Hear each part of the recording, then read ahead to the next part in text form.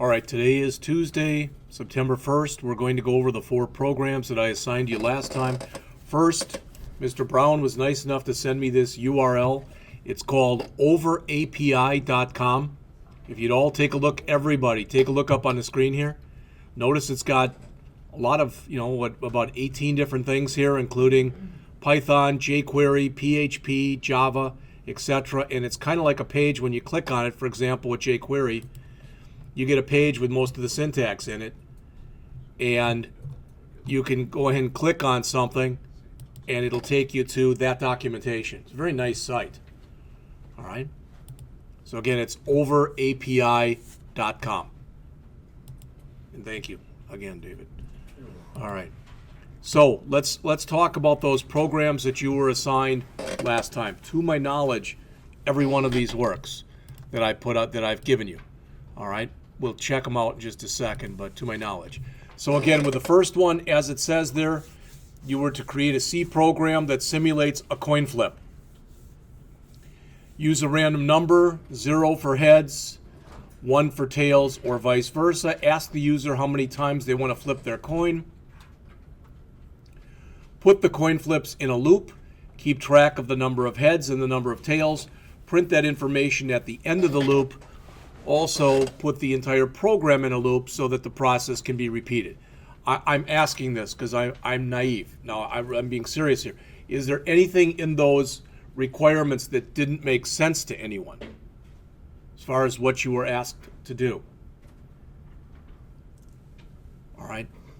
Well, stdlib is the header file for the random number stuff. And we're going to see this in a later chapter, but I put this in. Some versions of C have a Boolean data type. Some versions of C don't have a Boolean data type. So what I did was I created my own. All right. When you do what's called a Typedef, you literally can create your own data type. And you see this written in a lot of different ways. Sometimes you see it like this, where people, have to line stuff up or whatever. So there's a lot of different ways that it can be written. This means that it's going to be an enumerated list. We did talk about enumerated lists in Java. All right. So false has got the numeric value of 0. So when you use false, it means 0. When you use true, it means 1. And it's of type Boolean. So when I made that Boolean again down there, that's like saying Boolean again equals true. Now hopefully all of that makes sense. But again, we're going to go back and talk about typedefs again when we talk about structures in a few weeks. All right. So here was our total number of flips. That's the 0 or 1 that we got for that current flip. That's the number of heads. That's the number of tails. All right. And again, as mentioned, we ask if they want to do the program again. All right. This is how it's recommended that you seed the RAND. So we're using the time for that. And this says while again, so right at the bottom of the screen, we ask the user, do you want to run the program again? All right. And as long as they do, we keep them in this loop. So what do we do in the loop? We say, how many times would you like to flip the coin? And we read that in. If we put in a number that's less than or equal to 0, this is a really important concept here. And what I want to mention to you is this. If I come in here, so notice I have just my C programs in here. I don't have anything that's been compiled and linked yet. So I'm going to say cl coinflip.c. And it looks like it works. Coin flip. All right, how many times? Let's just say 100. All right, and you see that. Do you want to do it again? Yes. Now, how many times do you want to flip it? Don't know. See what happens? Now that should make sense to you. Really makes sense to Travis. All right? But that should make sense to you because it was expecting a number and you put something non-numeric in there. And a control break will stop it. And at least in that case, control break stopped it if that happens to you. Sometimes what happens when you do this, sometimes it literally will take, oh, that's non-numeric, so it'll make it 0. Sometimes it doesn't, and I don't understand the actual rhyme and reason of it. All right? But if I do run the program, and I put in there -3, it just asks you to do it again. I didn't give any error message or 0 or whatever. So as long as I put in something that's positive, boom, it works. All right, so this right here should keep them in a loop as long as they put in a numeric value that is less than or equal to 0. All right, so once we hit line 42 here, we should have a number that we put in that's a positive number. All right, and again, there's different ways that you could have done this. Right there, just to call rand gives you a really big random number. I don't remember what it is, but it's in the billions, if not higher than that. But what I do is I take that value and I modulo it by 2. All right, if it is divisible by 2, it's even. If it's not divisible by 2, it's odd. All right, so if it is divisible by 2, all right, I increment number of tails. Otherwise, I increment number of heads. There's a lot of other ways that this could have been done also. And then I wrote down the total number of flips, the total number of heads, and the total number of tails. Asked the user if they wanted to run the program again. All right, so I said put in a 1 for yes and a 0 for no. If it was not equal to 1, return. So if you put in anything there, if you put in any number other than 1, the program would stop. Does that make sense? Again, this is just a way of doing it. I would never say to you, this is the best way of doing it. No, this is the way I did it. All right, and remember that if you did want to do it again, so if you put a 1 in here, we have to take our number of heads and our number of tails and set those back to 0, our accumulators. Any questions on that program? All right, then let's jump to the next one. This was that number of powers table right here. All right, and when I did it,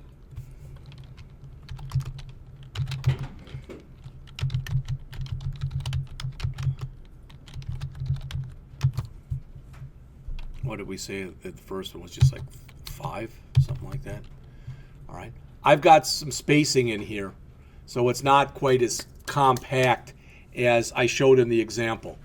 All right, but I'll go through what I did.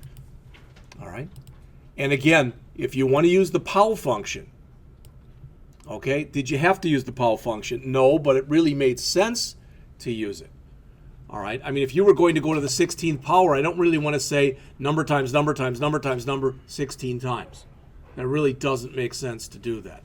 Chances of you doing that on a consistent basis and not making a mistake are probably pretty remote. All right, so I've got include math and stdio.h. I said the maximum number that you could have for the table would be 10, because you'll notice if we run it again and we put in 10, that's already a pretty doggone big number in there. All right.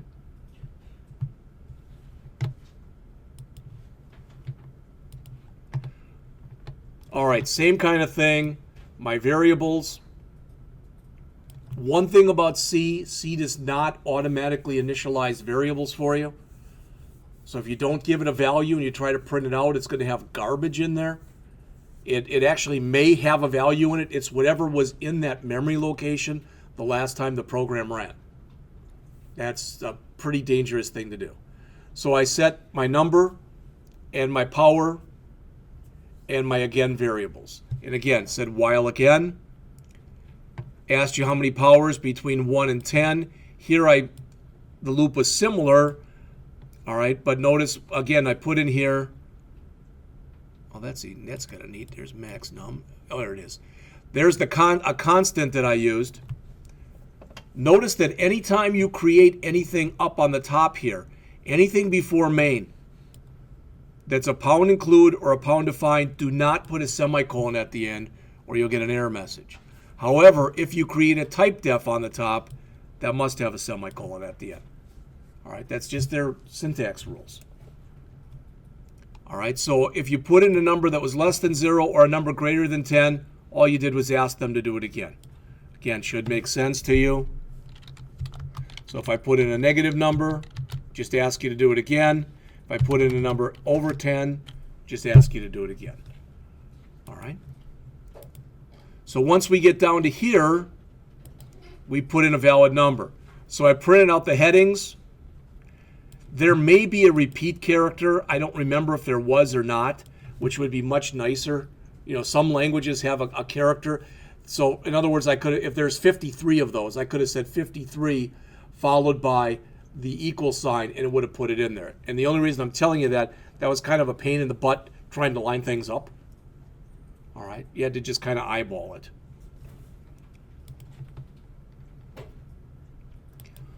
All right, so we've got two loops here. Our outer loop is going to go between 1 and the number. So when, for example, in this case right here, it's going to go between 1 and 10. That was the number that we said we wanted to go through. All right. Then we had an inner loop that was only going to go through the first 5 powers. All right. So in other words, if I put in 1, it would be 1, 1 squared, 1 cubed, 1 to the 4th, 1 to the 5th. Does that all make sense? All right. So we've got a for loop within a for loop. Totally legit. Well, we've done this in other languages before. All right. And so once we go in there, again, that'll be 1 to the first, 1 to the second, 1 to the third, 1 to the fourth, 1 to the fifth. 2 to the first, 2 to the second, 2 to the third, 2 to the fourth, 2 to the fifth. Each time we go through those, we figure out the associated power and we print it out. Then once we get to this line right here, then we've gone through all the iterations for that particular number. 1 squared, 1 to the first, 1 squared, 1 cubed, 1 to the fourth, 1 to the fifth. We hit this. 2 to the first, 2 squared, 2 cubed, 2 to the fourth, 2 to the fifth. We hit this. All right. And then same kind of thing. Ask the user if they want to run the program again. Any questions on that one?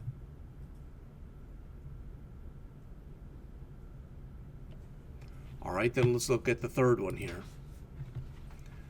This said, write an interactive program that converts pounds to ounces, or I'm sorry, pounds to kilograms and ounces to grams, I think it was. So the first thing that I did was I went out onto Google and I found out what the formulas were. All right, and it said kilograms equal pounds divided by 2.2, grams equal ounces divided by this. They asked us to use constants, so I have this one, LB to kg for pounds to kilograms, and OZ for ounces to grams. Are those the best names? They're names. All right? I think they do okay. Again, I don't know why that's in there because we didn't, I think maybe I did do a random number. All right? I just tried to keep as much of the code in there as I had. Okay, so every time you run this, you're going to get random numbers. And the other thing, and hopefully what I'm about to tell you makes sense, is the other thing that I did was I went out into Google and I said, for example, pounds to kilogram converter. And there's a lot of them out there. And I remember one of the first numbers that came up was 73. So I could go and check to make sure that my numbers were right. You should do that. All right, even if you're doing them by hand, that's fine. Or if you got a calculator, that's fine. But still put it into something like this. And one thing that you'll notice with this, is C is not an exact language. All right? And in other words, I think when I did it, I got like 33 I might have even gotten either 33.2 something or 33.0 something. I don't remember. I do remember years ago, and I'll tell you this and try to keep it quick. Years ago, I think everybody in here, hopefully at least by now, you've all taken the logic class, right? All right. Years ago, we didn't have somebody like Julie Bellman. And the math teachers basically wanted nothing to do with that class. So the guy who taught it was a guy who he retired from here about 10 years ago, but he actually founded the program when it was called the Programmer Analyst Program. All right, he taught the class and taught them all about number systems and a bunch of other stuff. And they had one program that was kind of their final in there. They had to basically come up with like a mortgage type of system. They could use anything. They could write it in COBOL, which is what was the prevalent language then. They could write it in RPG. They could write it in Excel or Lotus or whatever they wanted to use. All right. And he was showing me the program that he had run over the years, and he had refined it, and he had refined it, and he had refined it, and it was a few hundred lines long, and it was a very well-written program. And I went back and took his program that was around 200 lines and wrote it and kept cutting it down and cutting it down and cutting it down, and not talking about the stuff at the top with the pound includes and etc., but I got it into about 20 lines of code. And he was like, yeah, but yours was off by 3 cents when you did a $100,000 loan for 30 years. I said, I can live with that for writing 90% less code. Yeah, but the bank couldn't. I said, well, then we'd have to keep tweaking it because there is a way to do that. And even COBOL isn't the most exact language. We had a guy who used to take classes here, and he still does come in on occasion, but he's gone through all 3 programs that we had here. He went through security, he went through networking, and he went through this program. All right, Bob Yeager. And Bob used to always talk about stuff like that. Let's just move on. All right, so sounds like no one has any questions on this so far, so let's just take a look at the program. I generated a random number between 1 and 100, and I said the kilogram value was that number that I generated divided by my pounds to kilograms, which was right here, and then I printed it out. Then my gram value was that value again divided by this, and I printed it out. Then I asked the user again, do you want to run the program again? So you'll notice if we look right here,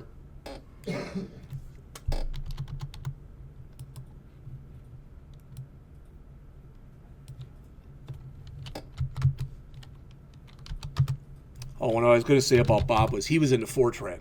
He was able to prove to me in Fortran you could be about as exact as you could in any programming language there was. It was much more exact than even COBOL was. So this fourth one, I think I call it conversion.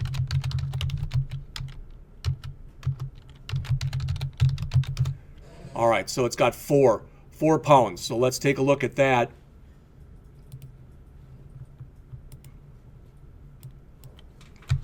So it's got 4 as 1.81437. 1.82. I mean, that isn't bad. All right, and let's look at it the other way, going into grams.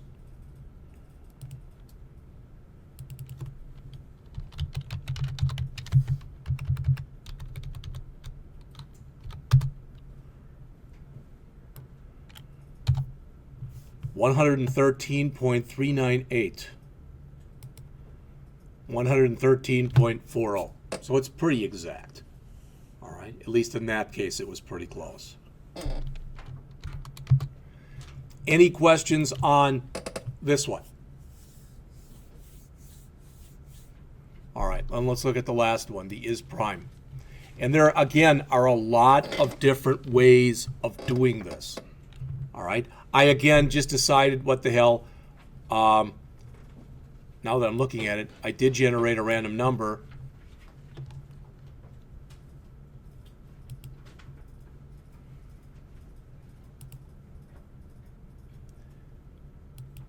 And I've got math.h, so I guess it is all right.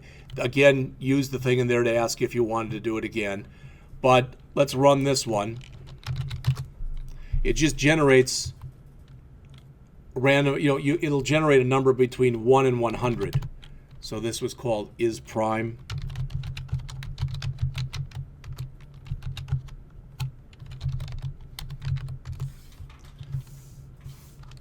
The hardest thing with this, luckily I got it in 2, all right, there are 20, I think it's 26 random numbers between 1 and 100. Now I think that in that count I included 1 and 2 and 3. All right, you might have your own feelings on those. That really isn't that important. All right, but there are several ways this can be written, and I just wanted to mention that. So again, same pound includes that I've had before, same typedef that I've shown you before. We get into main, just a couple variables. We seed our rand again, same kind of thing. We put it into a loop, generate a random number, pass that random number to our isPrime function. If it returns true, all right? If it returns true, the number is prime. Otherwise, we say that it's not prime. Does that make sense? You always have your choice when you're setting stuff up too. You know, when you've got values like this, you can either assume something is true and until it's proven false, or you can assume something is false until it's proven true. All right, so let's look at the isPrime. It's right here. So what I said was, if the number is divisible by 2, why even check it? Does that make sense? Because that's going to cut down half the numbers that we work with. Boom. All right. I've seen other things. I even went online to see what they had there, and some people put down if it's divisible, if the number modulo 2 is equal to 0 or modulo 3 is equal to 0. Do you know the trick, so to speak, for a number, knowing whether a number is divisible by 3 or not? Does anybody know what the trick is? You add the digits in the number. So let's say that I had this number right here. 1873694. I can't look at that and say whether or not it's divisible by 3. I don't know. But if I add 1 and 8 is 9, and 7 is 16, and 3 is 19, and 6 is 25, and 9 is 34, and 4 is 38. So I get 38. Then I add those digits. It's 11. I add those digits. I get a 2. So it's not divisible. And you can keep doing that until you get one number. And if that one number you get is either a 3 or a 6 or a 9, the number's always divisible by 3. That's the only thing I got out of my senior class in high school topics in math. So I got to sit into that for an entire year, not 17 weeks, but 34 weeks to learn that. And he taught us that in the second class period. All right. So I'm saying if it's even or if it's less than or equal to 3, I'm just going to return 0. There's no sense in going on with it. All right. There's other ways. After I did this, I thought, there really are better ways of doing this, because I'm going from 3 and I'm checking every number up to the number. There's also a rule with prime numbers if you don't know this. So if I want to know if this number, let's say, which is 293. If we want to know whether or not that's prime, I don't know looking at it whether or not it's prime. Now I can go and I can check 3 and 5 and 7 and 9, etc. And I can check all the way up to either 293, which would be kind of stupid, or I can go up to half of that, which would cut it down to 146. But the key to doing this is you only have to check up to the to the square root of the number. It's a mathematical fact. So I don't know what the square root of that is. Let's just say it's let's just say it's 17.3. You really only have to check up to 17. So the only thing you have to check in here is 3, 5, 7, 9, 11, 13, and 15, and 17. All right.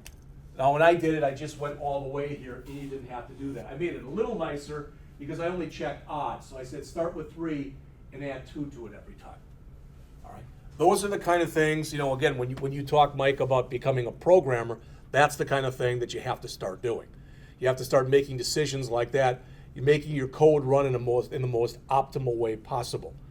If you go an interview at a company and they ask you to either A, take a test. All right, Laura showed me some of the stuff, and they asked her, she had to take logic tests and some other stuff for one of the jobs that she went for this summer. So if they either ask you to take a test or if they ask for samples of your code, they want to see what kind of mindset you have. All right, they don't want people who come in here and don't put any of this stuff in and just check every single number, because they're going to say, why would you check even numbers? That just doesn't make sense to do that. So if it makes it all the way through this for loop, that's the only time I return 1. And remember, if we return 1, then we say that it's prime. All right. Again, there are other ways that this could be written. All right. And let's face it, there's probably not an assignment I could give you that you couldn't Google and find it. And if you couldn't, you probably could go out on Stack Overflow and put some code out there and somebody do it for you. All right. And my daughter was talking about that yesterday. And I said, yeah, but that might get you a job, but you're not going to keep a job that way, because they're going to discover real fast that you don't know what the hell you're talking about. All right. So those were the problems that I wanted you to do. All right. Hopefully, at least got you in the mindset for the kind of stuff that we're working on. Now, again, good, bad, or indifferent, the book that we have for this class is the one that Amber provided, and it's that, whoops, come on, there we go. It's that one that's 2 columns, so it's kind of ugly.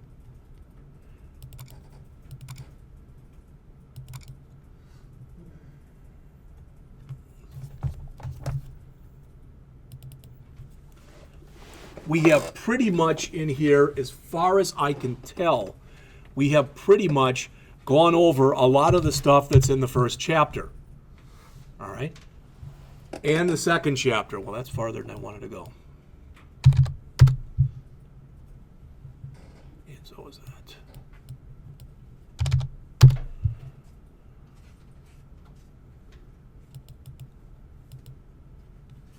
So we've gone over chapter 1.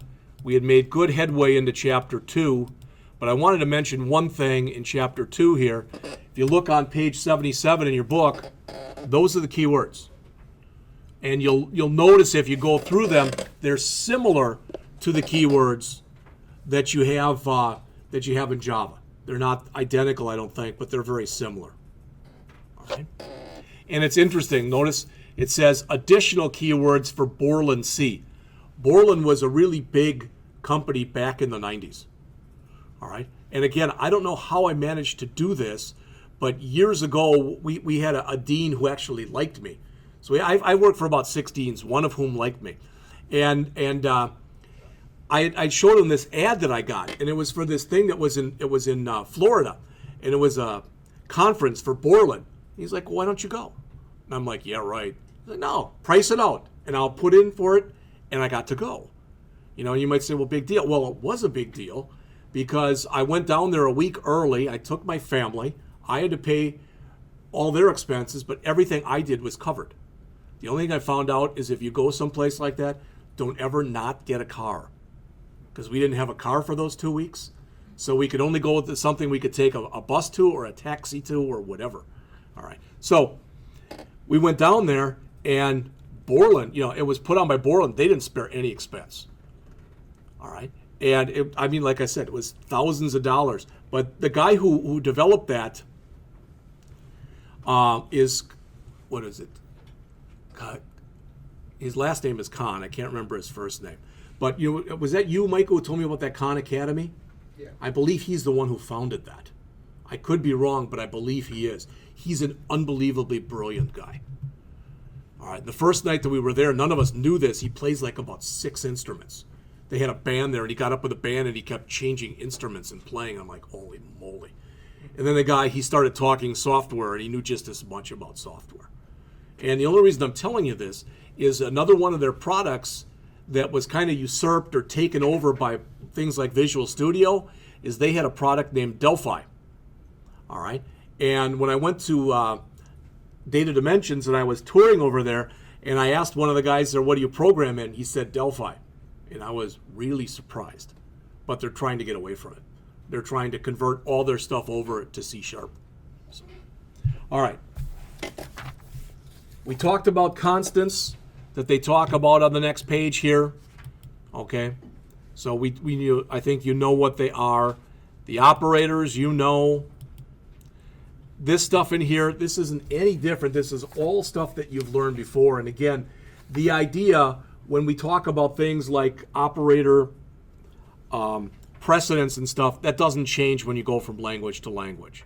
The plus plus minus minus works the same way in C that it does in Java and other languages you've worked with. You can use plus equals, minus equals, times equals, divide equals, etc. So you can use those in here.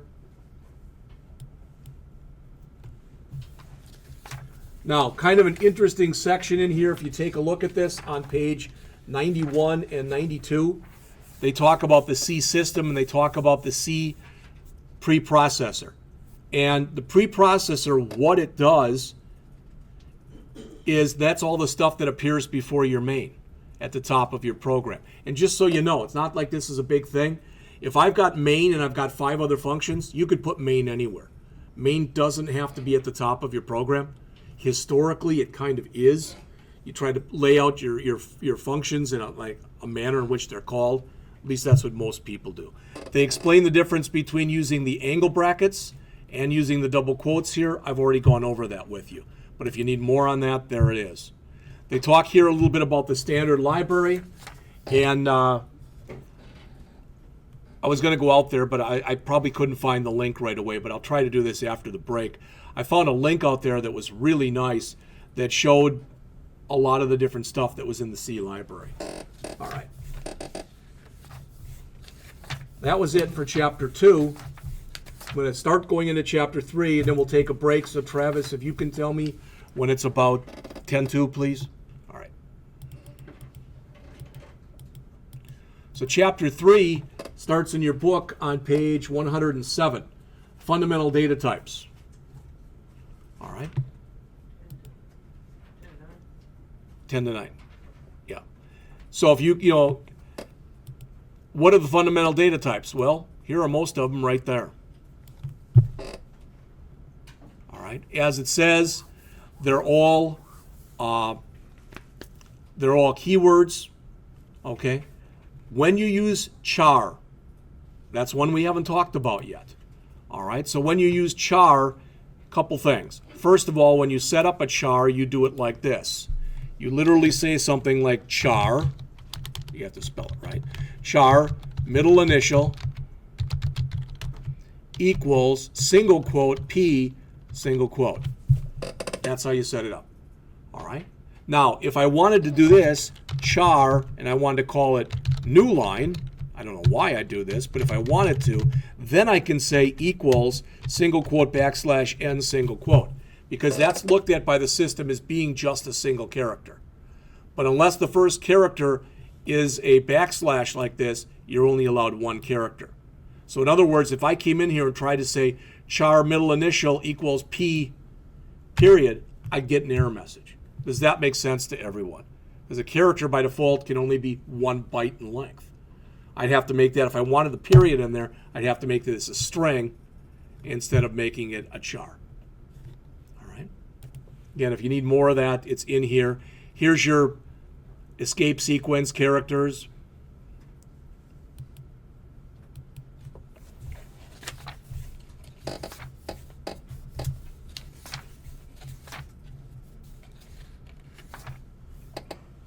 So they start to break them down. They go through int, all right, and if you look on the very bottom of the page, it says that you're going to have, what, 2 billion to 4 billion. Back in the day when you said int in any programming language, the max you could have for an int was 32,767. The minimum you could have for an int was negative 32,768. All right, that's a short int today. An int today is negative 2 billion plus to positive 2 billion plus. You can also have a long, which is just a number so big I can't tell you what it is. All right. And they explain all of that stuff in here. Most of the time for the stuff we're doing in here, just using an int is going to suffice, if not all of the time in here. It's up to you whether or not you want to use a float or you want to use a double. All right, but notice if you do, if you want to use a float and you want to put a thing on the end, it's like it is in Java. You put an F. All right. And if it's a double, I don't remember if it's D or not. That's a long double. All right. There's all sorts of weird suffixes that you can put on the end of values if you want to do it.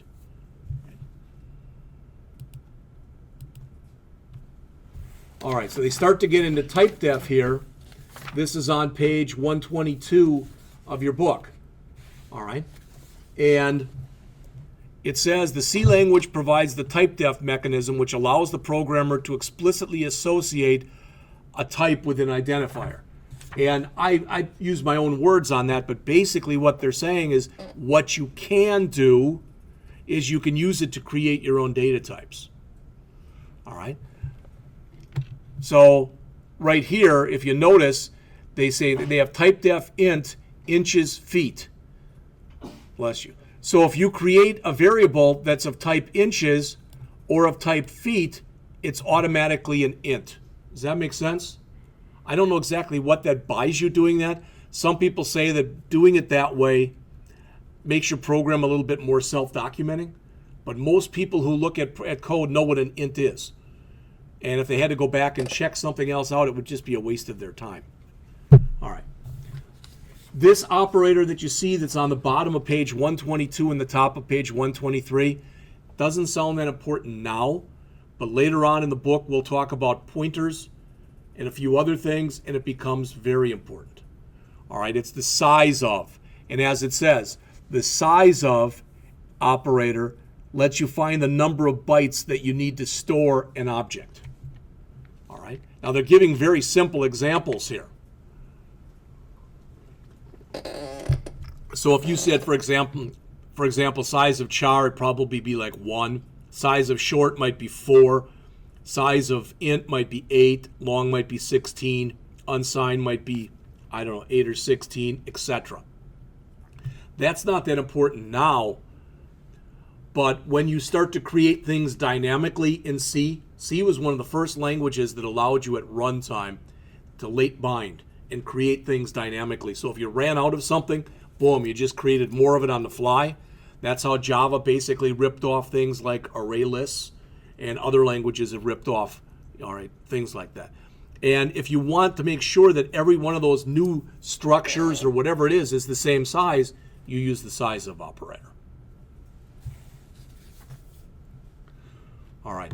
You saw an example, but we really didn't go over it, of get char and put char.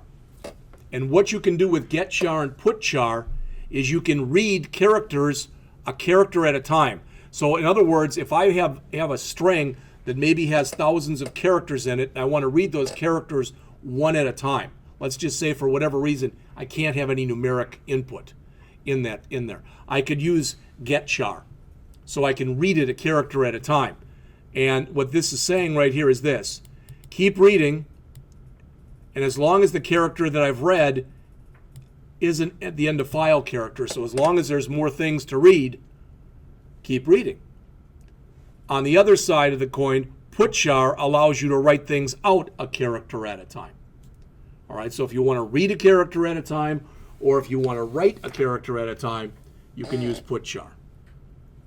And they give another example in here. It's pretty simple, but when you look at the program that's right smack here in the middle of page 126, the author says, well, you can read in a character, and what you say is if it's between a lowercase a and a lowercase z, write it, but make it in uppercase.